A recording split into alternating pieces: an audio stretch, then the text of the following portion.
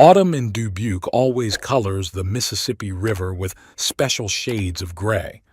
I sit in my usual spot at Eagle Point Park and watch the water.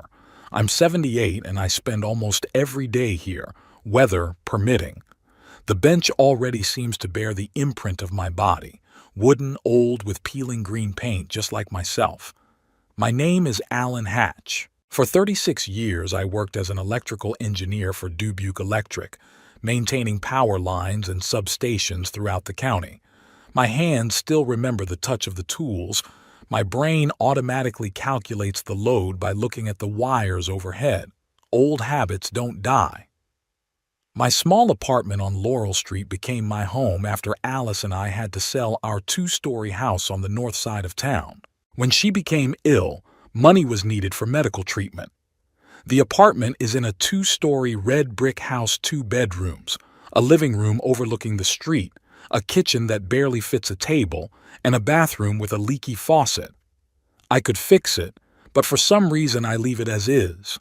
The sound reminds me of a clock for some reason, counting down the time I've left. There are pictures hanging on the walls. Alice and I at Niagara Falls in 1982, our wedding, little Orson with his first bicycle, Orson's graduation when he got his bachelor's degree in economics. On the shelves are books on electrical engineering, a few detectives and historical fiction. I rarely turn on the TV, mostly to watch the evening news or a baseball game. Alice died 7 years ago of lung cancer. She never smoked, ironically. The doctors said something about the environment and genetic predisposition, but who cares now? 4 months from diagnosis to the end. Too fast for goodbye, too long for suffering. I've been living alone ever since. Neighbors occasionally invite me over for a barbecue, but I decline more often than not.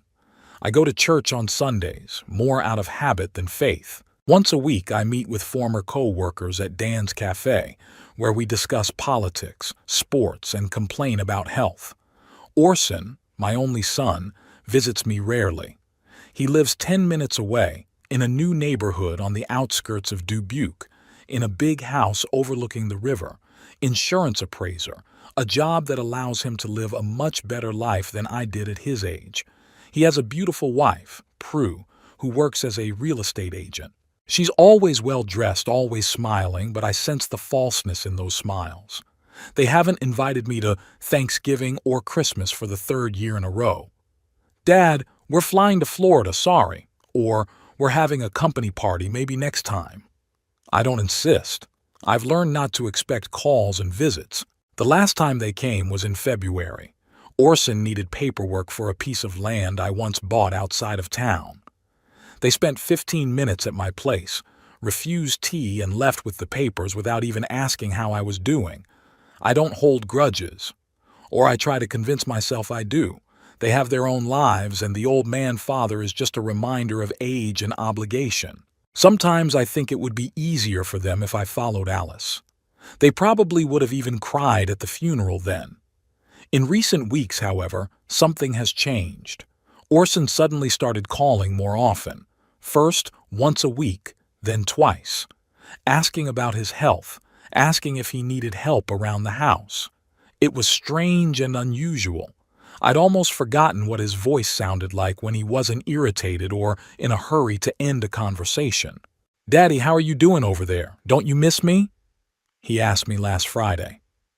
"The usual," I answered, not knowing what else to say.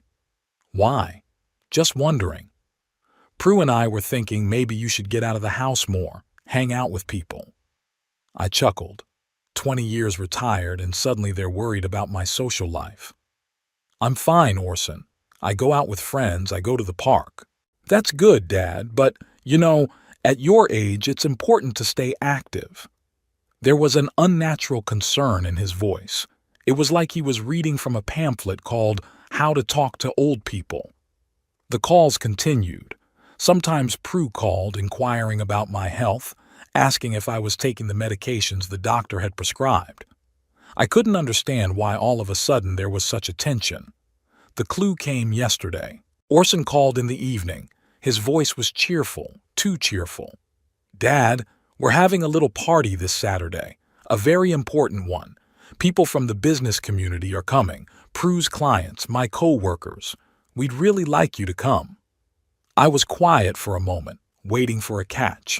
I'd never been invited to one of their parties in years. "Why would you want me there, Orson?" "Of course you do, Dad. You're part of the family. Besides, there'll be people who'd be interested in talking to a man of your experience." One of the guests, Gerald Paxton, also worked in the power industry, only in administration. You'd have a lot to talk about. I sensed something was wrong here. Orson had never bothered with my socializing before. "I don't know, son. I don't really like noisy gatherings. Dad, please. This is really important to Prue and me. Some of these people could really help our business. Prue's expecting to get new clients, and I've been promised a promotion. We want the whole family together." There was an insistence bordering on desperation in his voice. I gave in. "Okay, Orson. What time should I get there?" "I'll pick you up at 5 o'clock tonight," he exclaimed excitedly. "The party starts at 6, but you'll help us with the final preparations. Our au pair is sick and we need everything to be perfect, that's it. They need help around the house. Not my company, not my wisdom for talking to guests, but just a couple extra hands." I could have said no, but something stopped me. Maybe a simple desire to see how my son lives, to be a part of his world if only for a little while. "All right, Orson, I'll be ready." "All right, Dad, I'll see you Saturday. And wear something decent, okay?" He said a quick goodbye and hung up without waiting for my answer. It's Thursday. I have 2 days to get ready for this party. I have to iron my only good suit and shine my old shoes. Maybe even get a haircut. I want to look dignified when I help my son and daughter-in-law greet their important guests. I look at Alice's picture on the nightstand. She would know what to do. She always knew how to put Orson in his place with one look, even when he became an adult. I, on the other hand, had always been too soft. Maybe that's why he ignores me so easily now. "See, Alice," I say to the pictures, "our boy needs his old man after all." Really, only when he needs something. The picture is silent. I get up from my chair and go into the kitchen to make dinner. A lonely dinner for a lonely old man who suddenly needed his family. I wonder what Orson and Prue are really up to. I have a feeling that the reason for their sudden attention has more to do with something more than just the need for a party helper. Well, I'll find out on Saturday. The phone rings again. Orson's name pops up on the screen. He never calls twice in one day. Something is definitely going on. Saturday came too fast. I put on my navy blue suit I'd bought for Alice's funeral, a white shirt, and the only decent pinstripe tie I had.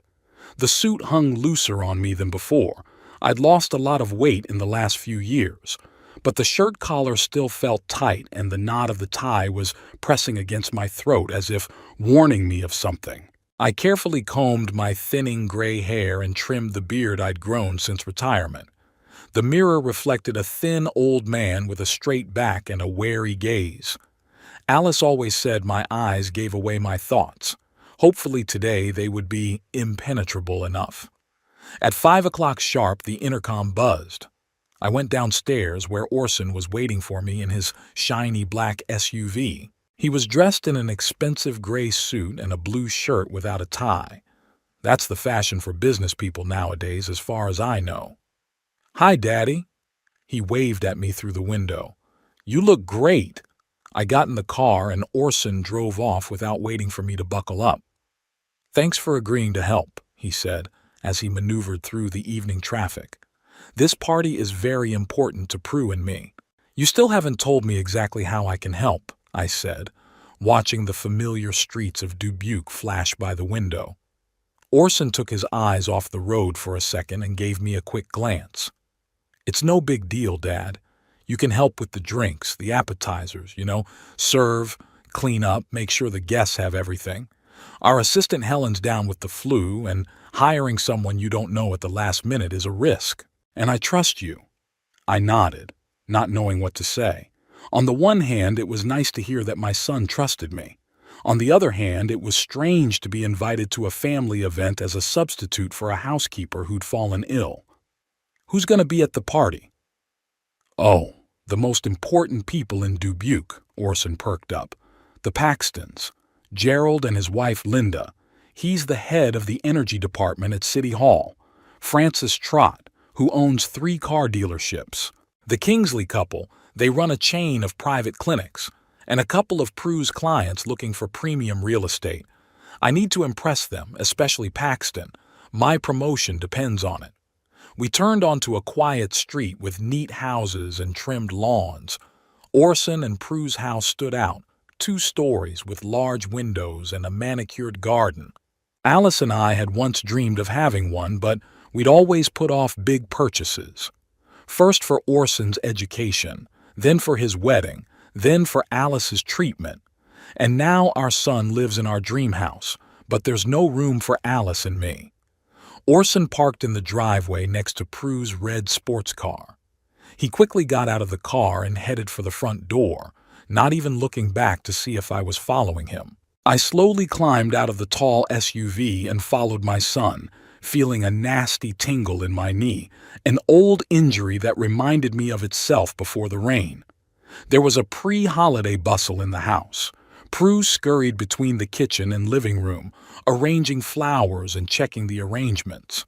She was dressed in a dark green dress that emphasized her slim figure, her hair in an elaborate style. "Finally!" she exclaimed when she saw us.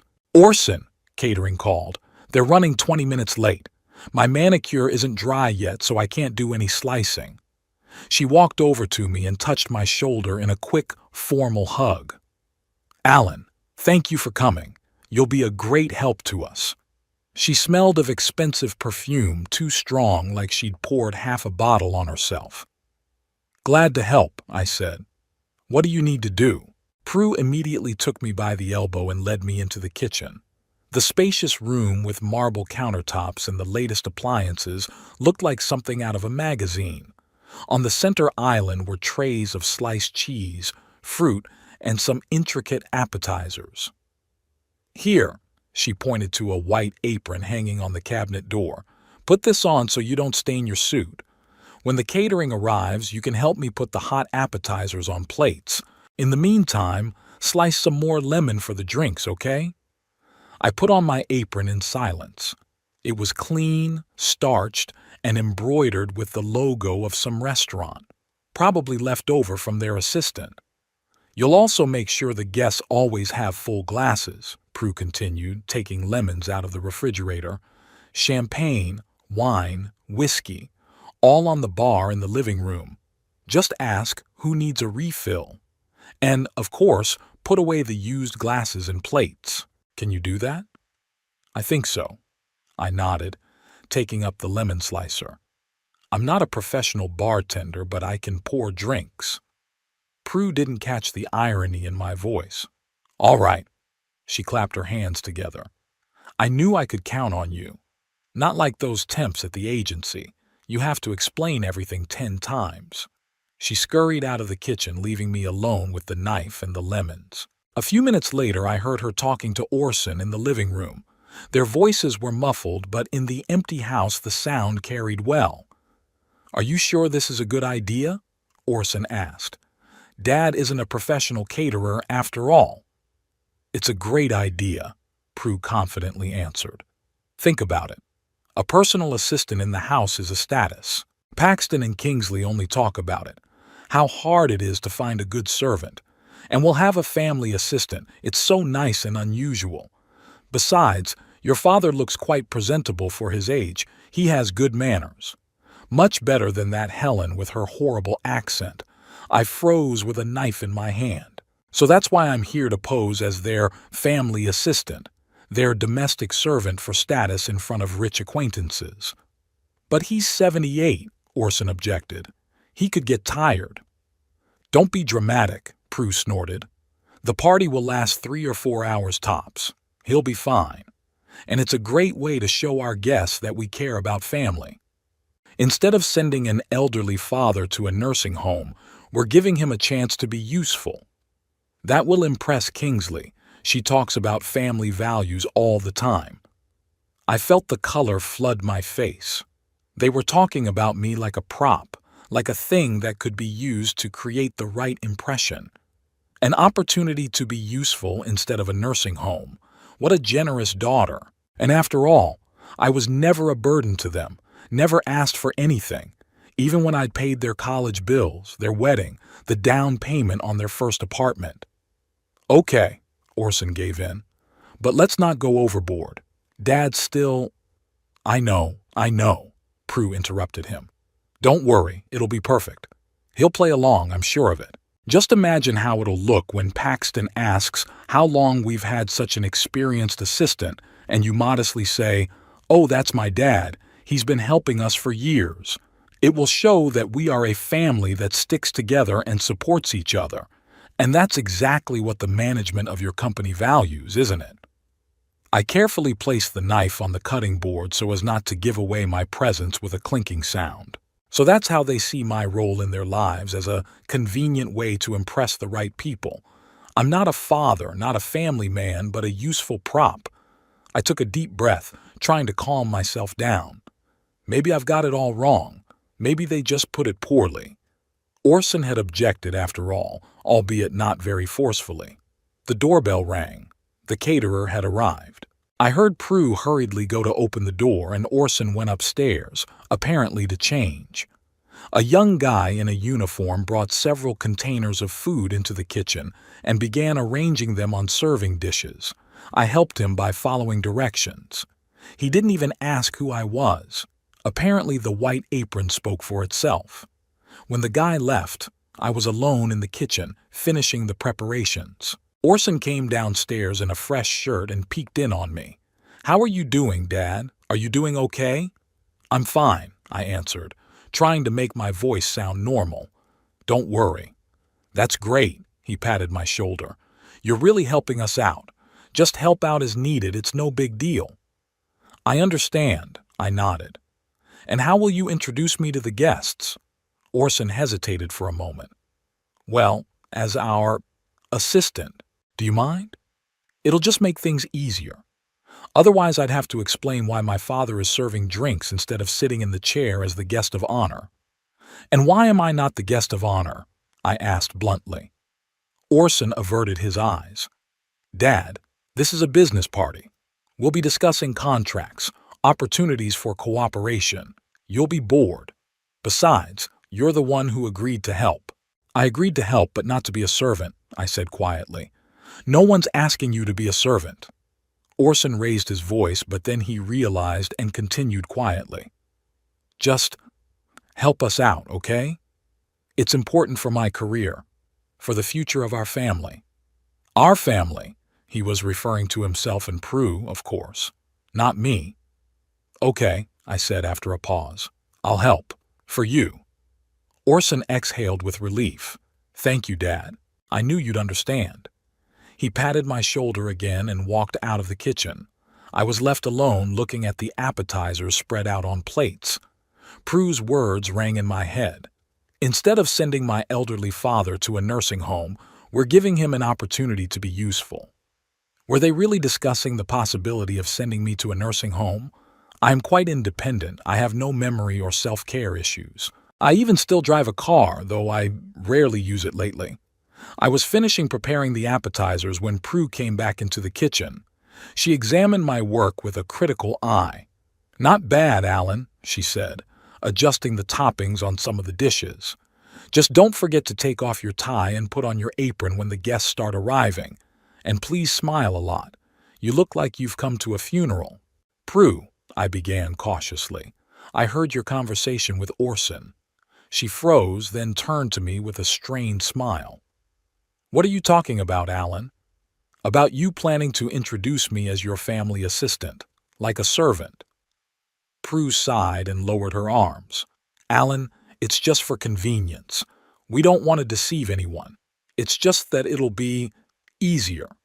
We won't have to explain why you're in a maintenance role if everyone thinks you are the maintenance staff. It's not lying, it's, simplification." "What about the nursing home?" I continued. Did you and Orson actually discuss that? Prue pressed her lips together. It was just a discussion, a theoretical one. Everyone faces this question sooner or later. My parents, for example, decided to move into a nursing home when they felt they were having trouble managing a big house. I'm doing fine in my apartment, I said firmly, and I don't have any health problems that require constant supervision. Of course, Alan, she said, waving her hand as if dismissing an unpleasant topic. We were just discussing options for the future, nothing concrete. I nodded, not believing a word she said. They'd already decided everything for me. First, they'd make me a servant at their party, then someday they'd put me in a nursing home so I wouldn't interfere with their perfect life. The guests will start arriving in half an hour. Prue glanced at her watch. I'll go finish my hair while you get the ice ready for the drinks. And please, Alan, do us a favor. Try not to look so resentful. It's only for a few hours. You want to help your son, don't you? She didn't wait for an answer and scurried out of the kitchen, leaving me alone with my thoughts. I stood in the middle of their perfect kitchen, wearing a ridiculous white apron, feeling not like a father but like an annoying nuisance that needed to be used somehow to keep it out of the way. I glanced at the clock. There were 25 minutes until the guests arrived, enough time to make a choice to stay and play the part they'd prepared for me, or to leave with dignity. The thought of just leaving was tempting. I could call a cab, go back to my apartment and let them explain to their guests where their family helper had gone. But something was holding me back. Maybe a foolish hope that things could still be fixed, or just a stubborn desire to see how far they were willing to take their act. I decided to stay, not for them, but for me, to realize once and for all what I had become to my own son and his wife. I took off my tie, folded it neatly, and put it in my jacket pocket. Then I put on an apron, just like they wanted. Outwardly, I was ready to play their game, but inside, something broke definitively. At exactly 6 o'clock in the evening, the first doorbell rang.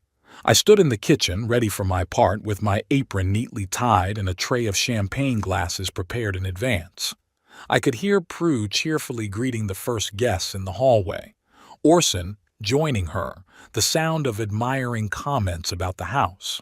"Come into the living room," Prue said. "We're so glad you could make it." I took a deep breath and walked out of the kitchen carrying a tray. There were already guests gathered in the living room, an elegant middle-aged couple whom Orson introduced as Gerald and Linda Paxton, and a full woman in a bright blue dress, Martha Kingsley. "Champagne," I offered, approaching them with a smile. "Oh, thank you." Linda Paxton took the glass without even looking at me. Gerald Paxton nodded, accepting the glass, and immediately returned to his conversation with Orson. I was invisible. That was the role I'd been assigned. Francis Trott and his wife Beverly arrived next, he in a black suit, she in a shiny silver dress with a deep neckline. They were followed by other guests whose names were merging in my head. They were all well-dressed, confident, laughing loudly and talking about things that didn't interest me much: the real estate market, new car models, stocks of some companies. I was silently serving drinks and snacks, trying to do it professionally and discreetly. None of the guests paid any attention to me, except to take a glass or a napkin. I was a piece of furniture, an attendant, nothing more. Prue was literally glowing, going from one guest to another, talking about her success in selling luxury real estate. Orson kept close to Paxton, obviously trying to impress him. Their laughter, their conversations, their confident gestures, it all made the picture of a successful, happy couple, masters of life. And I was just an old man in an apron serving them drinks.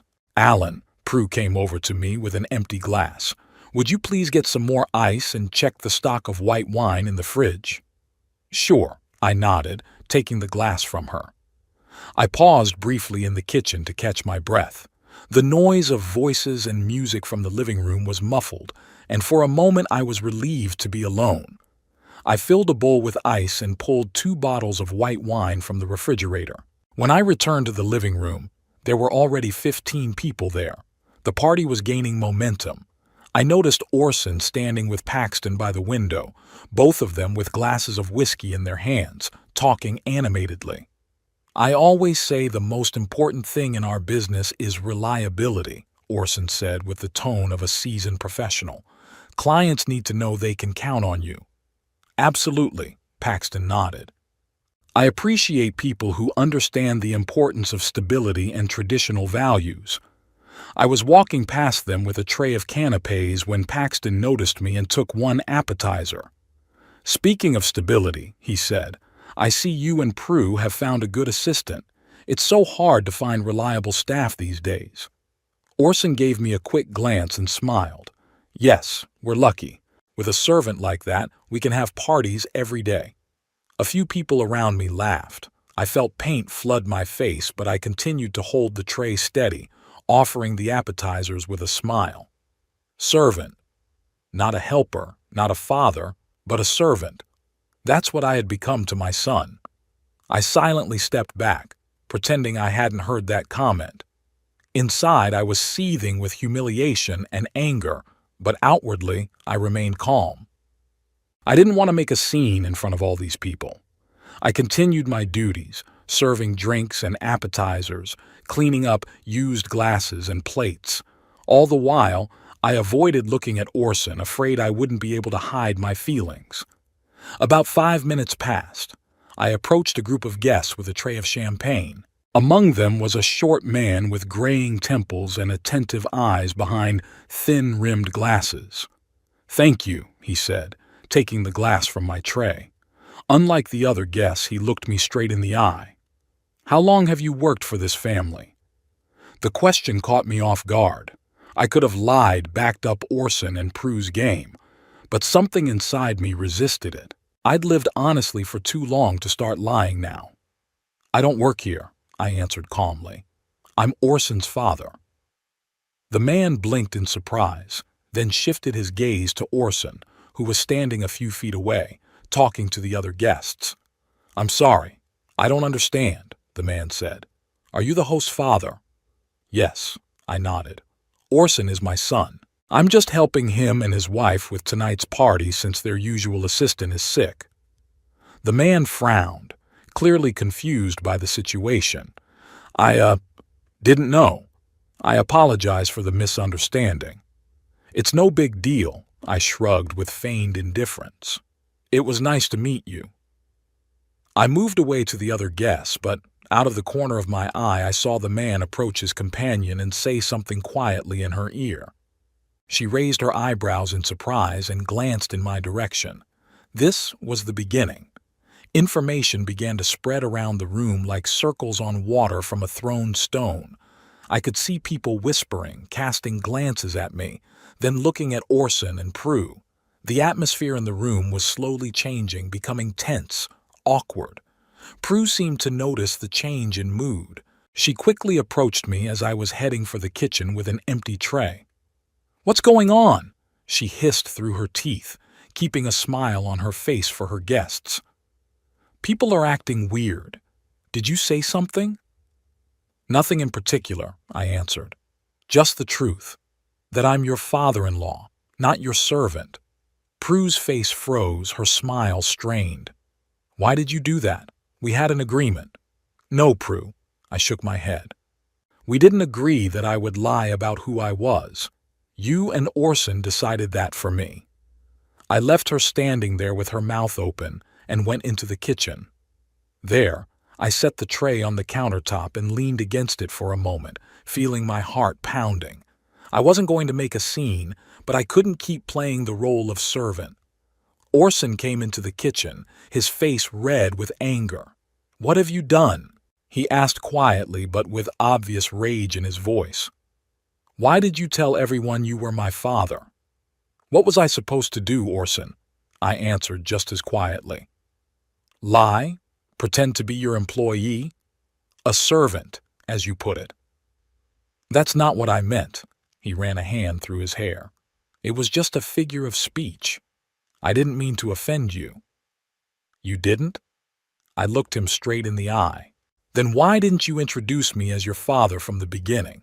Why did you let everyone think I was your servant? Orson couldn't find an answer. We stood in silence for a few seconds, looking at each other like strangers. Kingsley and the Trotts are on their way out, he said finally. The party's ruined. I hope you're satisfied. He turned to leave, but I stopped him. Orson, I didn't mean to ruin your party. I just couldn't lie when asked directly. I'm too old for games like that. He turned around, and for a moment I thought I saw a flicker of understanding in his eyes. But that quickly disappeared, replaced by a cold aloofness. Okay, what's done is done. Just, stay here until the guests leave, okay? Don't make things worse. I nodded, and Orson walked out of the kitchen, leaving me alone. Through the open door, I saw him return to the guests and begin to explain something animatedly, probably making some excuse for the strange situation with the servant father. I took off my apron and hung it carefully on the hook. Then I took my tie out of my pocket, put it on, and tied the knot perfectly, but neatly enough. I wasn't going to be a servant anymore, but I didn't want to cause any more trouble. I left the kitchen and walked quietly through the living room to the exit to the backyard. No one stopped me, though I could feel the stares of the guests on me. The backyard had a small garden with a patio and garden furniture. I sat down on a bench under an old maple tree and looked up at the starry sky. The evening was cool, but I didn't feel cold. There was a fire burning inside me, not of rage, but rather of sadness and disappointment. How had Orson and I gotten to this point? When had he stopped seeing me as a father and started seeing me as an inconvenient reminder of his origins? I sat there for probably about half an hour, listening to the muffled voices and music from the house. Gradually, the sounds grew quieter. The guests were beginning to disperse. I could hear car doors slamming, engines starting, cars pulling away from the house. Finally, Prue came out onto the patio. She was still in her evening gown, but her hair was disheveled and her face had no trace of the welcoming smile. "Alan," she said coldly, "the guests have dispersed. Orson called a cab for you." "Thank you," I replied, getting up from the bench. "How was the rest of the party?" Prue crossed her arms over her chest. "How do you think it went? After your performance, the atmosphere was ruined. Half the guests left early. Paxton wouldn't even discuss his promotion with Orson. He said they'd talk about it in the office." I felt a prick of conscience, but immediately reminded myself that I hadn't created this situation. "I'm sorry about that, Prue, but I couldn't pretend to be someone I'm not." "You could have just played along." Her voice shook with contained anger. "Just for one night. Was it really that hard?" "It was for me," I shrugged. "At my age, you start to value truth and honesty more than social games and pretense." Prue wanted to say something, but at that moment Orson came out onto the patio. He looked tired and defeated. "The cab will be here in 5 minutes," he said without looking me in the eye. "Wait out front." I nodded and walked toward the house, but stopped next to Orson. "Son, I didn't want to ruin your evening, but I can't be who you want me to be." Orson finally looked at me, and in his gaze I saw a mixture of hurt, disappointment, and something that looked like shame. "I understand," he said quietly. "Just go, Dad. We'll talk later." I walked through the house to the front door. The living room was a mess. Half-drunk glasses, half-eaten appetizers, crumpled napkins, traces of a failed party. There was a cab waiting outside. I got in the back seat and gave the driver my address. When the car started, I looked back at the house. Orson and Prue were standing in the doorway, staring after me. They didn't wave goodbye, and I didn't do it either. On the way home, I reflected on what had happened. I didn't feel satisfied that I had ruined their party, but there was no regret either. To be honest with myself, I felt strangely relieved. It was as if I'd finally shed a heavy weight I'd been carrying for years, the weight of tacitly accepting their disdain, their condescension. When the cab pulled up to my house, I paid the driver and walked slowly up the steps to the front door. My apartment greeted me with silence and semi-darkness. I turned on the lights, took off my jacket and tie, and hung them in the closet. Then I sat down in my old chair and looked at Alice's picture on the nightstand. "Well, darling," I said quietly, "I think I've finally screwed things up with our son. But you know what? For the first time in a long time, I feel like I did the right thing." Alice's picture seemed to smile back at me. She always said that dignity trumps everything, even family ties. And today, I was finally reminded of that.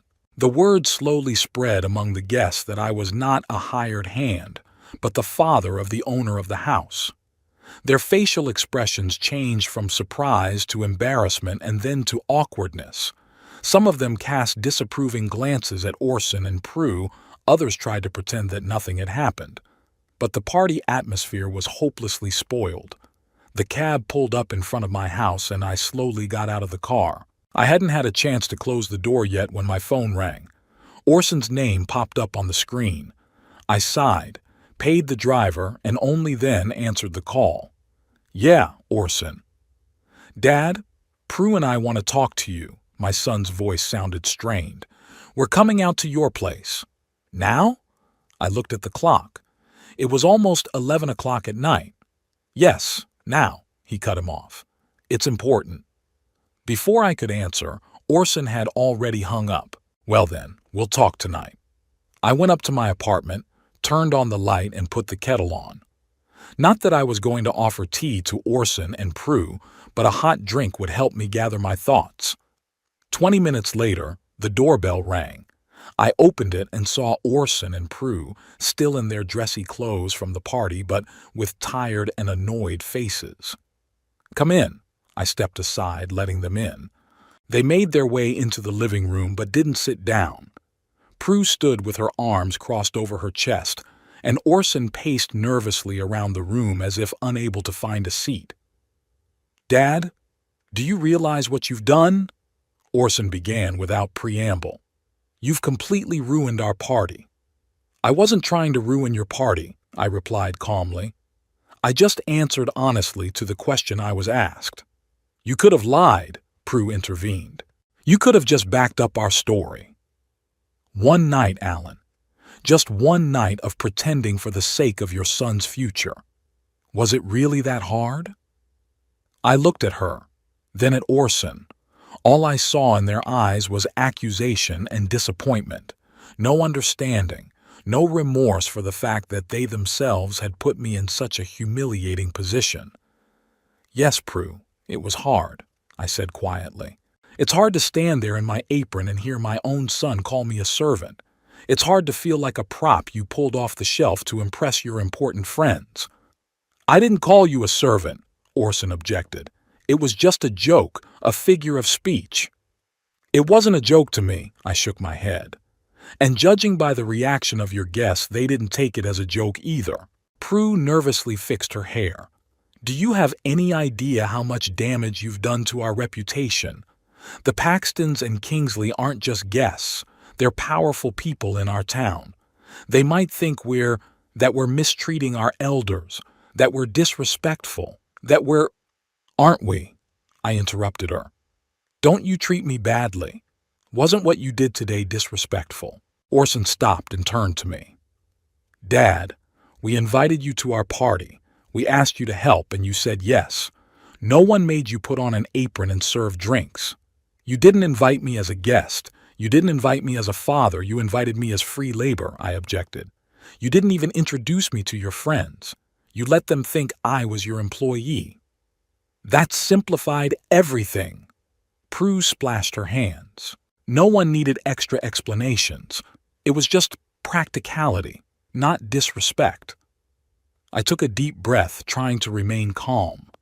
"I heard your conversation before the party," I said quietly, "about how I could play along, about how convenient it was to have a family assistant, about how it was better than sending me to a nursing home." Orson and Prue exchanged quick glances. Something resembling guilt flashed across their faces, but it was quickly replaced by defensive aggression. "It's not nice to eavesdrop, Dad," Orson said reprovingly. "That conversation was taken out of context. We never planned on sending you to a nursing home." "Really?" I raised an eyebrow, and I thought the matter had already been discussed quite seriously. "It was a theoretical discussion," Prue exclaimed. "All families face such questions sooner or later. We were just planned ahead. Planned to get rid of me when I became too burdensome," I finished for her. "I see." "Dad, you've got it all wrong." Orson rubbed his forehead. "We're worried about you, about your future. You live alone. You have no one to help you in case of emergency." "I have neighbors, friends," I interrupted him. "I'm quite independent, and I don't need someone to decide for me where and how to live." "You are independent now," agreed Prue, "but no one knows what will be in a year, 2, 5 years. Your age, my age doesn't make me incapacitated." I felt a wave of anger rising in me. I can still make decisions about my life. And one of those decisions I made today is that I will no longer tolerate neglect, not even from my own son. Orson looked stunned. "Neglect? Dad, we care about you." "You care about me?" I grinned bitterly. "When was the last time you called just to see how I was doing? When you invited me to lunch just for fun, not because you needed some documents or help? When were you interested in my life, my thoughts, my problems?" Orson and Prue were silent, unable to find an answer. "Exactly," I nodded. "You only think of me when you need something. Like today, you needed a free waiter for your important party." "It's not fair," Orson started, but his voice sounded uncertain. "Unfair?" I shook my head. "You know what's unfair? That I've worked for 36 years providing you with everything you need. That your mother and I gave up so that you could get a good education, so that you could have opportunities that we didn't have. That I paid for your wedding, your first car, the down payment on your apartment. And in return for that, you let your wife discuss sending me to a nursing home and make me look like a servant in front of your friends." There was a heavy silence. Orson looked as if I had slapped him. Prue nervously rubbed the strap of her purse. "Dad, Orson started, but I held up my hand, stopping him. "No excuses, Orson. Tonight just opened my eyes to what I've become to you, and I can't say I like it." "What do you want us to do?" Prue asked bluntly. "For us to apologize?" "Okay, we apologize. We never should have asked you to play the role of sidekick. It was a mistake." Her apology sounded insincere, as if she just wanted to end this unpleasant conversation quickly. "I don't want an apology from you, Prue," I replied. "I just want you to realize that I'm not a piece of furniture to be used as I see fit. I'm a human being with feelings, with dignity. I'm a father who deserves respect from his son." Orson lowered his head. "Dad, I respect you. I really do. It's just that sometimes. Sometimes I don't know how to show it. Maybe you could start by not making me look like a servant in front of your friends," I suggested with bitter irony. Orson sighed. "I get it, Dad. It was a mistake, but you could have just talked to me alone instead of making a scene at the party." "I didn't make a scene," I countered. "I just answered the question honestly. If it caused problems, I'm not the only one who needs to reflect on my behavior." Prue looked at his watch. "It's getting late, Orson. We should get home. I still have a mess to clean up after the party." Her voice sounded tired and irritated, as if this whole conversation was a waste of time for her. "Yes, of course," Orson nodded. "Dad, we'll talk about this later, okay? When everyone's calmed down." I shrugged. "Whatever you say, Orson. Just next time you need a free waiter, don't call me." Orson opened his mouth to say something, but changed his mind. He and Prue silently headed for the door. I didn't go to see them off. I didn't see the need. "One more thing, Orson," I said when they were already at the exit. "I'm not going to a nursing home. Not now. Not in 5 years. Just so you know." Orson turned around but didn't say anything. He and Prue walked out and the door closed behind them. I heard their footsteps on the stairs, then the sound of the engine starting, and soon it was quiet. I was alone in my small apartment. The clock on the wall showed almost midnight. I was exhausted, physically and emotionally. A day that had started with the hope of helping my son had ended with the bitter realization of how far apart we were. I sat down in my old chair and looked at the picture of Alice on my nightstand. She was smiling at me from a black and white picture taken on our wedding day. So young, so full of hope for the future. "What would you say, Alice?" I asked quietly. "What would you do if you were me?" I knew the answer. Alice had always been stronger than me, more determined. She wouldn't have let Orson treat her with disdain. She would have put him in his place much sooner, wouldn't have let the situation go this far. I sighed and rubbed my eyes. Fatigue was weighing down on me. But with it came a strange sense of relief, as if I'd finally lifted a heavy burden off my shoulders, the burden of silently accepting disrespect and disregard. I'd finally said what I thought, and it was liberating. I got up, undressed, and went to bed. Sleep wouldn't come, thoughts swirling around in my head like fall leaves in the wind.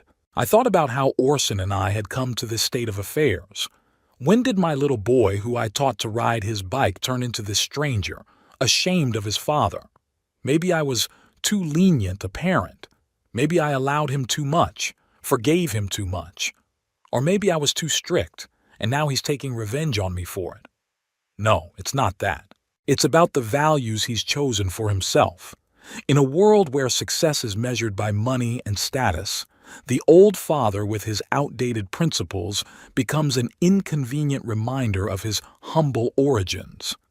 It's easier to pretend that I'm just a servant than to admit that the son of an electrical engineer has reached the top of society because of his parents' sacrifices. I turned on my side, looking out the window, where I could see the night sky between the curtains. The stars twinkled, indifferent to human problems. How many stories like this had they seen? How many fathers and sons separated not by distance but by misunderstanding? Gradually, my thoughts became confused, my eyes closed, and I fell into a restless sleep. I dreamed of Alice, young and beautiful as she had been when we first met. She was laughing, holding little Orson's hand, and I was standing off to the side, unable to get close to them, as if there was glass between us. I woke up early the next morning to the sound of rain drumming on the eaves. The day promised to be gray and dank, just like my mood. I got up, made myself a cup of coffee, and sat by the window, watching the drops drip down the glass, forming fanciful patterns. The phone was silent. I didn't expect Orson to call right away. He needed time to process what had happened, maybe talk to Prue. But part of me hoped to hear his voice, to hear a real apology, not formal phrases said to end an unpleasant conversation as soon as possible. The day dragged on slowly. I tried to do the usual things, read a book, watch the news, made myself a simple lunch. But my thoughts kept returning to last night, to the faces of the guests when they found out I was Orson's father, to the conversation after the party. I decided to take a walk in the evening despite the drizzle.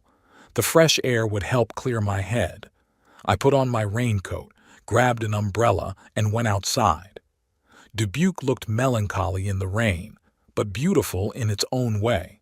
The wet asphalt reflected the lights of the street lamps, creating the illusion of twinkling stars beneath my feet. I walked without a definite goal, just letting my feet carry me somewhere. I wasn't surprised to find that I'd come to the park where Alice and I often walked on weekends and little Orson rode the merry-go-round. I sat down on a bench under an old oak tree that shielded me from the rain with its thick crown. From here, I had a view of the playground, now empty and wet. How many memories were associated with this place? Orson taking his first steps, Orson learning to ride a bicycle, Orson talking about his first crush. Where is that boy now? When has he turned into a man who is so ashamed of his father that he's willing to pass him off as a servant? When did money and status become more important to him than family ties? I sat in the park until it was completely dark. Then I walked slowly home, pondering what to do next. One thing I knew for sure was that I would no longer silently tolerate disrespect, even if it meant further alienating myself from my son. When I got home, I checked my phone. No calls, no messages. Orson hadn't tried to contact me. Well, that spoke for itself. I showered, changed into my home clothes, and sat down at the table to write a letter. Not to Orson, he wasn't likely to read it. A letter to myself, to put my thoughts in order, to figure out how I felt and what I wanted. Dear Alan, I began, yesterday you did something you haven't dared to do in years. You finally stood up for yourself, refused to play the role that had been thrust upon you. It was painful and scary, but necessary. You can't bring Orson back to the way he was as a child. You can't make him respect you if he doesn't want to, but you can respect yourself, your dignity, your age and experience. I wrote for a long time, pouring onto paper all the thoughts and feelings I had accumulated over the years. When I finished, it was well past midnight. I folded the sheets and put them away in my desk drawer. Perhaps someday I would reread them, or maybe Orson will find them after I'm dead and realize how I felt. I went to bed feeling strangely calm. No matter what happened next, I knew I had done the right thing. I had defended my dignity, and that was more important than maintaining a semblance of marital harmony. Spring always comes suddenly in Dubuque. It seems like only yesterday when the snow was still on the ground, and today the first flowers are blooming, and the Mississippi River, freed from ice, carries its waters with renewed vigor. 3 months have passed since that unfortunate party that changed my life and my relationship with my son. In that time, Orson had called twice. The first time, a week after our quarrel, the conversation was strained and formal. He spoke in generalities, avoiding mentioning that night. I answered one-word answers, making no attempt to smooth over the awkwardness. The second call was on my birthday, in late February. Orson congratulated me, asked me about my health, and invited me to dinner. I politely declined, citing other plans. I didn't really have any plans, but the thought of a tense lunch with forced smiles and strained conversations was unbearable. Prue hadn't called at all. Not that I expected her to call, we'd never been particularly close. But her complete silence spoke volumes. Maybe she thought I was the main culprit in their problems. Perhaps she just didn't want to waste time on an old man who was no longer useful to them. Strangely, I didn't feel bitter about the estrangement. Rather, it was like lifting a heavy weight off my shoulders, the weight of having to conform to their expectations, to be comfortable, to not cause problems. Now I could live my life the way I wanted to live it, without looking at their opinions. So I began to change my life. The first thing I did was join a group of retirees who met at the community center 3 times a week. There they played chess, discussed books and news, and had small tours of the neighborhood. I even started taking yoga classes for seniors. The instructor, an energetic woman in her 60s named Beverly, argued that it was never too late to start taking care of your body. "Alan, you're tensing your shoulders too much," she said, helping me into the right pose. "Relax, breathe deeply. Imagine you're a tree root going deep into the ground." I tried to imagine myself as a root, but more often than not I thought about how funny I must look from the outside, a gray-haired old man puffing on a yoga mat. But gradually I began to notice that my back was hurting less, and climbing stairs was no longer so breathless. I also reconnected with former co-workers. Once a week we gathered at Dan's Cafe. Me, Roy Peterson, Harry Thompson, and Louis Garcia. We had all worked at Dubuque Electric for 20 or 30 years each and knew each other like ourselves. Roy and Harry were retired and Luis was still working, though he was thinking of retiring. "I haven't seen you around, Hutch," Roy said the first time we met, patting me on the shoulder. "We thought you'd forgotten about your old friends." "Busy," I said, not wanting to go into details. "Of course," Harry winked. "Probably babysitting grandchildren. Don't you have a married son?" "Yeah, Orson's been married for 8 years," I said. "But they don't have kids. Career comes first." Oh, these modern couples. Roy shook his head. They put it off and put it off, and then it's too late. My daughter is the same way, 35, and she doesn't even think about children. The conversation turned to children and grandchildren, and I was glad no one else asked me about Orson. What could I say? That my son chose to pass me off as a servant so as not to embarrass his wealthy friends. That we barely spoke to each other because I refused to play the role of the handy old man father who could be used and put away in a distant drawer when he wasn't needed. No, I kept those stories to myself.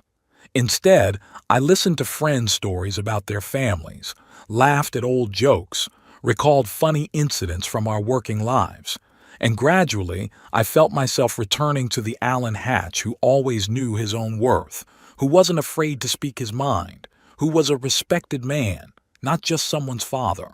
One such evening, as we were sitting at Dan's, Louis, who was still working for the company, leaned over to me and asked, "Listen, Hutch, your son works in insurance, right? At Midwest Insurance." I tensed. Louis wasn't the kind of guy who was interested in other people's business for no reason. "Yeah, he's an insurance adjuster. Why?" Louis twirled his coffee cup in his hands, obviously searching for words. "Just heard something at work. My nephew Eddie works there too, in sales. He says your son's in some kind of trouble, something to do with customers refusing to work with him." I felt my heart sink. Despite everything that had happened, Orson was still my son, and the thought of him having problems was disturbing. "What kind of trouble?" I asked as calmly as I could. "I don't know the details," Louis shrugged. "Eddie said something about losing the trust of his customers, like there'd been some incident that had made people doubt his, how do you say, ethical, something like that." "An incident?" I tried not to show that I had any idea what it was about. "Well, Eddie didn't go into detail. He just said it had to do with the way your son treats his family. Like some important client was at his house and saw something he didn't like." I nodded slowly. So the party story had repercussions after all. One of the guests, perhaps the same Paxton on whom Orson's promotion depended, had been so outraged by what he'd seen that he'd refused to work with him, and apparently told the others. "I see," I said briefly. "I'm sorry if I hurt your feelings," Louis looked worried. "I just thought you should know." "It's okay, Louis. Thanks for telling me." I was distracted for the rest of the evening thinking about what I'd heard. Part of me felt satisfied that Orson's action had consequences. Justice had been served. But the other part, the parental part, worried about my son, about his career, about his future. When I got home, I sat in my chair for a long time, looking at Alice's picture. What would she have done in my shoes? Would she have called Orson, offered to help? Or would she have decided that he should deal with the consequences of his actions himself? I didn't know the answer. Alice had always been wiser than I was about these things. She knew how to strike a balance between strictness and support, between lesson and forgiveness. In the end, I decided not to call, not because I wanted Orson to suffer, but because I didn't know how I could help. I couldn't change his clients' minds, couldn't erase the memory of that evening. All I could do was let him find his own way out of the situation he'd created. Another week went by. I continued with my new life, going to yoga, going out with friends, even signing up for a computer class at the library. The world around me was changing so fast, and I didn't want to be left out of these changes. One day, on my way back from yoga, I saw a familiar car parked in front of my house. Orson's black SUV stood out among the modest cars of my neighbors. My heart raced. I wasn't ready for this meeting. I didn't know what I would say to my son, but there was no retreat. I walked up the steps and saw Orson sitting on a bench near the entrance. He looked tired, with shadows under his eyes and more gray in his hair than I remembered. "Hi, Dad," he said, coming up to meet me. "Hello, Orson," I nodded. "Why didn't you call me to tell me you were coming?" "I was afraid you'd refuse to go out," he shrugged. "How are you?" "Not bad." I pulled out my keys and opened the door. "Come on in." We went up to the apartment. Orson looked around like he was seeing it for the first time. Maybe it was because he hadn't been to my place much the last few years. "It's, cozy," he said finally. "Thank you." I took off my jacket and hung it in the closet. "Would you like some tea? Or coffee?" "Coffee, if that's okay." I went into the kitchen and Orson followed me. While I made coffee, he sat at the table, tapping his fingers nervously on the countertop. "How's your yoga going?" he asked suddenly. I looked at him in surprise. "How do you know about yoga?" "I saw you with your mat." He nodded at the rolled-up yoga mat I'd left by the door. "And you're wearing a t-shirt with the community center logo on it." "Oh," I nodded.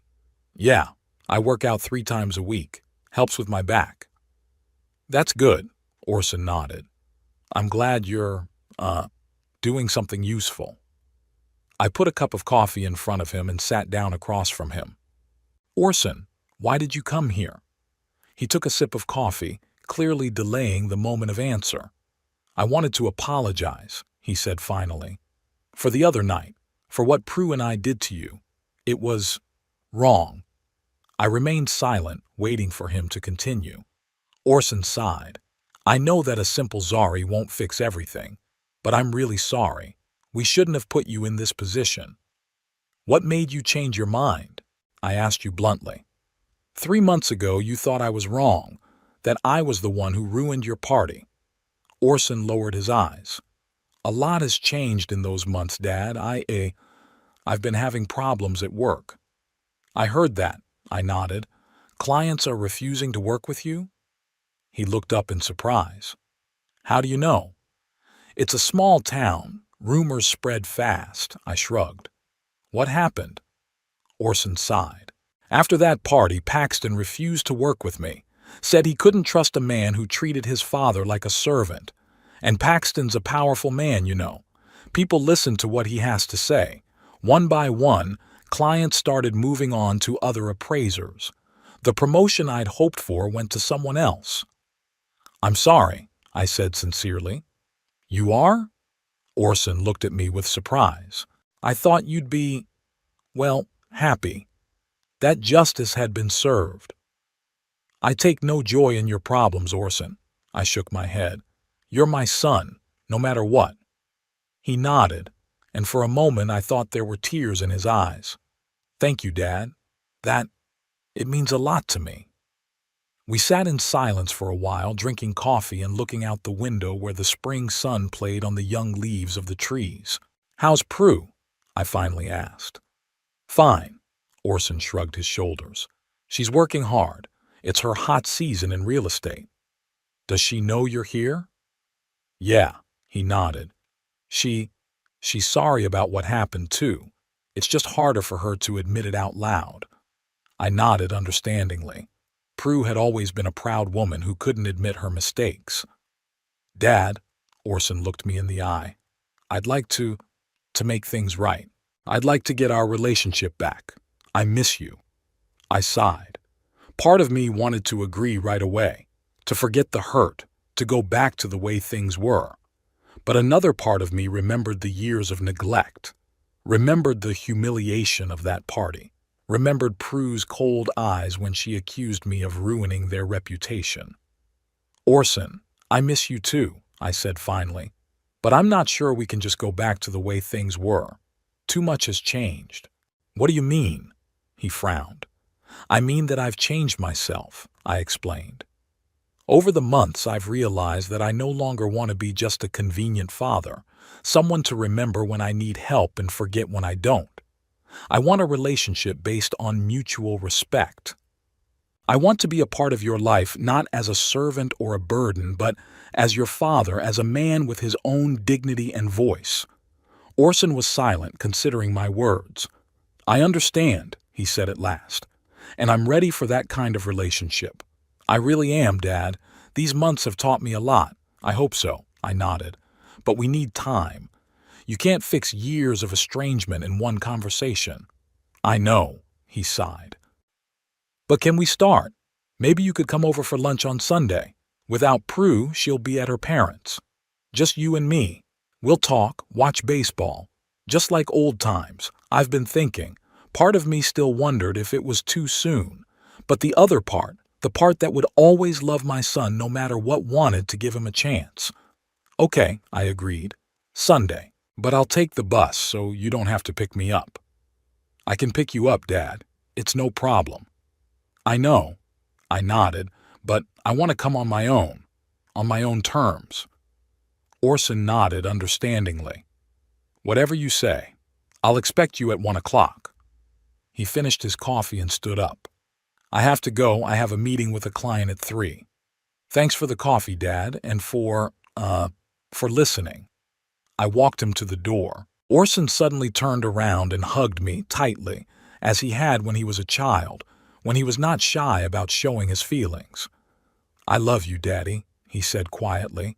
I'm sorry I forgot about it for a while. I love you too, son, I replied, patting him on the back.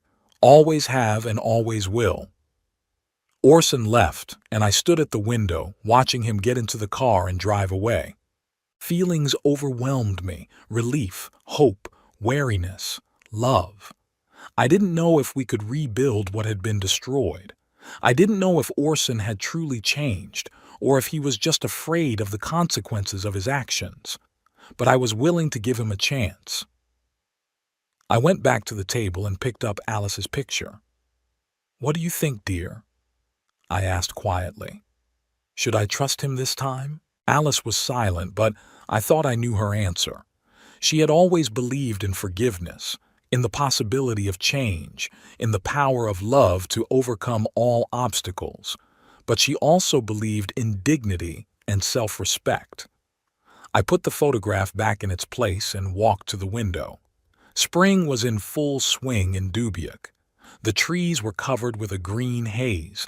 The first flowers were blooming in the front gardens. The birds were returning from the south. A time of renewal, a time of new beginnings. Maybe it was my time, too. A time to start a new chapter in my relationship with my son, based not on convenience and habit, but on mutual respect and understanding. Time to live my life fully and honorably, not allowing anyone, not even the people closest to me, to disrespect me. I didn't know what the future would bring, but I was ready to face it with an open heart and a straight back, like a man who knew his worth and wasn't afraid to stand up for his dignity. As Alan Hatch, not just someone's father.